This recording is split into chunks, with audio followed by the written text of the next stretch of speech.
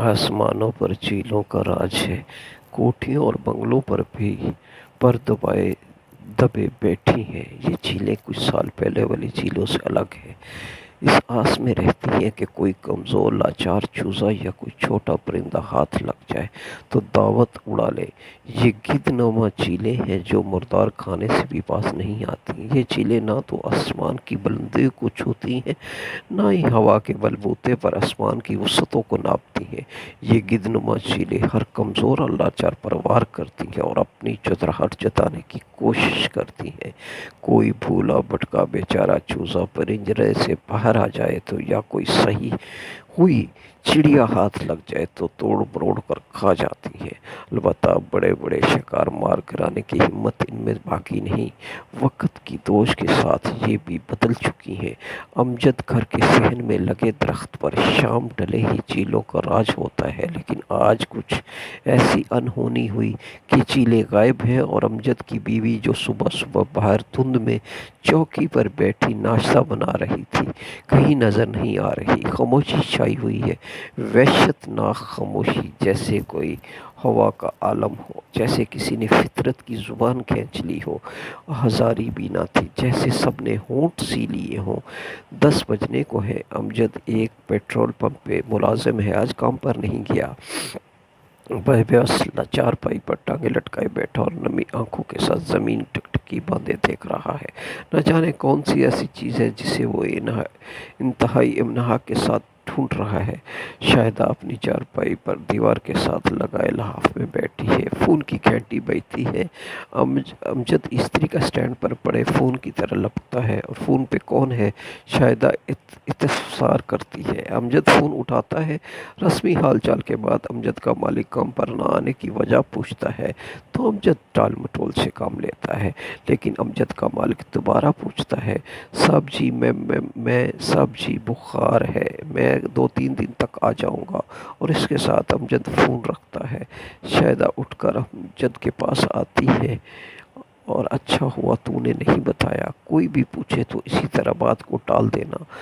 इस तकलीफ को हम वबाल जान बराकर सहते रहेंगे। ये ज़ख्म बहुत गहरे हैं और शायदा तुझे क्या लगता है वक्त के साथ ये भर जाएंगे? नहीं, बिल्कुल भी नहीं। तुझे जीते जी मार देगा। याद रखना, ये छुपा के बैठी रही तो तुझे ये मार देगा। शायदा बच्चों की तरह बिलकने लगी। खुदा का वास्ता है अमजद, ये बात किसी को ना बताना, मैं सह लूँगी ये सब, मगर ये बात निकल गई तो किसी को मुँह दिखाने के काबिल नहीं रहेंगे।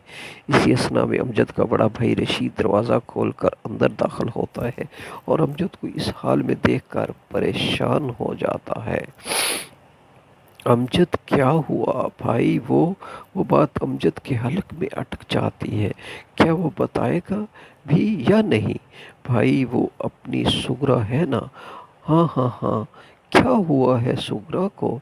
भाई वो जिम्मेदार के लड़के उठा कर ले गए थे और रात को दरवाजे पर छोड़ गए हैं। भाई पता नहीं क्या गुजरी होगी बेचारी पर। अमजद का चेहरा रोक रोक कर सदियों का बीमार लग रहा है। अगले दिन अमजद का मालिक इसके घर पे आता है। जैसे ही घर का दरवाज़ा खुलता है तो अमजद ये गोया जैसे आसमान गिर पड़ा हो। साहब आप आप क्यों आए? खुदा का वास्ता है चले जाए, यूं पूरे गांव में हमें बदनाम न कराएं। अमजद सब्र कर, बात तो सुन, रशीद उसे समझाता है। अमजद बात यह है कि जो होना था वो हो चुका, मगर अब हमें मुजरिमों के खिलाफ खड़ा होना होगा। अमजद तू अपने आप को संभाल। अब कब तक ऐसे ही घर में अपने आप को कैद रख कर बच्चों की तरह चीखता चलाता रहेगा? ये बात ऐसी है कि छुपेगी नहीं, तो आप हौसला करो, मेरे साथ थाने चल, मैं तेरे साथ हूँ। चल सुगरा को इंसाफ भी तो दिलाना है। साहब मैं नहीं जाऊँगा, साहब किसी कशमकश है, मैं इज़्ज़त बचाऊँगा तो इंसाफ हार जाऊँगा और इंसाफ ढूँढूँगा तो इज़्ज़त खो दूँगा। साहब इज़्ज़त ज़्यादा प्यारी है मुझे, नहीं चाहिए इंसाफ। सारा इलाका मेरे मुंह पे थूकेगा। शायदा हाथ जोड़ बैठी, साहब आप चले जाए, खुदा का वास्ता हमें हमारे हाल पे छोड़ दे, ये थाने कचहरियों के चक्करों में हमें ना डाले। रात के अंधेरे में ہلکے ہلکے ستارے ٹمٹما رہے تھے۔ پیڑ کی دوسری پر چاند نہا کنا ہے، اس کی رنگت پوشیدہ ہو گئی ہے، واضح ہے جیسے وہ اس غم میں شامل ہو۔ امجد بیچارہ سارا دن سسکی میں گزار دیتا ہے اور رات بھر چھت کو گھورتا ہے۔ زندگی اس کے ملازمت سے زیادہ کچھ نہیں۔ ایک ایسے پرندے کی مانند ہے جو روز قفس میں آزادی کی آرزو لیے ہوتا ہے، لیکن شاید یہ کہ مسلسل لکھتی گئی ہو۔ جب اٹھ بیٹھا اور اس طرح تو لیٹا رہے گا تو میرا حوصلہ بھی مات پڑ جائے گا۔ اٹھ، میں تیرے لیے ناشتہ بناتی ہوں، تو جایا کر نوکری پر۔ نہیں شاہدہ، میں ہار چکا ہوں، شاہدہ میں ہار چکا ہوں، اپنے آپ سے، سغرا سے، اس پوشیدہ معاشرے سے، اپنی عزت سے۔ شاہدہ، سغرا قصور کیا تھا؟ یہی نا، یہ غریب کی بیٹی ہے۔ شاہدہ، ہم لوگ شودر ہیں، اس معاشرے کے مطابق انتہائی گھٹیا لوگ ہیں ہم، اس قدر گھٹیا کہ سغرا کو یہ بھی نہیں کہہ سکتا کہ پتر تجھے انصاف ملے گا، تیرے باپ تیرے ساتھ ہونے والی زیادتی کا ازالہ تو نہیں کر سکے گا، مگر ان کو کٹہرے میں ضرور لائے گا۔ مگر نہیں شاہدہ، نہیں، یہ صرف ہمارے خام خیال ہے۔ یہ تھانے، یہ عدالتیں، یہ آسائش زدہ دفتر یہ غریبوں کے لیے نہیں ہوتے شاہدہ، یہ ہمارے لیے نہیں۔ اچھا چھوڑو اب آپ ان باتوں کو، کسی اور طرف دھیان لگاؤ۔ نہیں شاہدہ، میں تو دل اور دماغ کی جنگ میں دل سے ہار گیا ہوں۔ میں سغرا کو یوں بے بسی کی تصویر نہیں بننے دوں گا۔ میں کم از کم آخری حد تک ضرور جاؤں گا۔ میں کل خدا کے حضور سغرا کا مجرم بننا نہیں چاہتا۔ سغرا کا مجرم کیوں؟ تو نے کون سا ظلم کیا ہے؟ اللہ غارت کرے گا، نہ تو شاہدہ ظلم کو دیکھ کر چپ رہنے والا بھی مجرم ہے۔ شاہدہ، ہم تو آپ کے ساتھ ہیں، ساتھ نہیں کھڑے ہوں گے تو کون کھڑا ہوگا؟ امجد تھانے میں FIR کٹوا آیا۔ SHO کو واقعے کی نوعیت اور واقعات ملزمان کے نام پوچھتا ہے۔ اچھا، اب تو کیا چاہتا ہے؟ کتنے پیسے چاہیے تجھے؟ تو چپ چاپ کر کے کیوں نہیں بیٹھ جاتا؟ اب تو کیا اپنی بیٹی کی رہی صحیح عزت بھی بیچنا چاہتا ہے؟ تم لوگ اول تو الٹ کام کرتے ہو اور پھر تھانے دوڑتے ہو، بچی کھینچ دیاڑی بھی لگ جائے کوئی ہوش کے ناخن لے۔ جن کو نہیں پتا ان کو بھی بتائے گا۔ نہیں سر، آپ غلط سمجھتے ہیں، میں تو اس کا باپ ہوں، بھلا میں کیوں بیچوں گا اس کی عزت؟ اور پتہ ہے مجھے میرا سارا دن یہی کام ہے، 4 پیسوں کے لالچ میں تجھ منہ اٹھا کر آ گیا ہے۔ اگر تجھے 4 پیسے چاہیے ہی تھے، رشید ابھی تک بے یقینی اور ناسمجھی کے عالم میں دیکھ رہا تھا۔ ختم کر لے، تھانے کے چکر لگانے کی کیا ضرورت ہے؟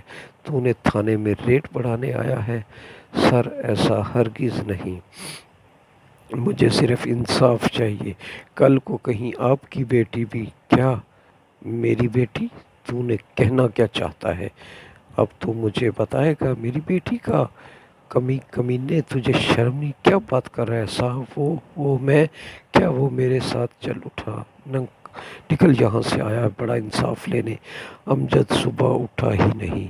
شاہدہ منہ سے لحاف اٹھاتی ہے تو ہوا سباختہ ہو جاتی ہے۔ کیا دیکھتی ہے کہ آنکھوں ڈھلے اوپر پھر گئے ہیں اور سارا جسم ٹھنڈا ہو چکا ہے۔ باہر کو دوڑتی ہے۔ رشید اندر آتا ہے، دیکھتا کیا کہ امجد کی روح پرواز کر چکی ہے۔ امجد کے چہرے پر بے بسی، لاچاری اور شکست کے آثار واضح تھے۔ امجد جنگ ہار چکا تھا، کمزور اور طاقتور کی جنگ، بڑے اور چھوٹے کی جنگ، کمی اور چودراہٹ کی جنگ، بدبودار معاشرے کا وہ خلا جو کمزور اور طاقتوروں کے درمیان برسوں سے چلا آ رہا ہے، آج امجد کی جان لے چکا ہے۔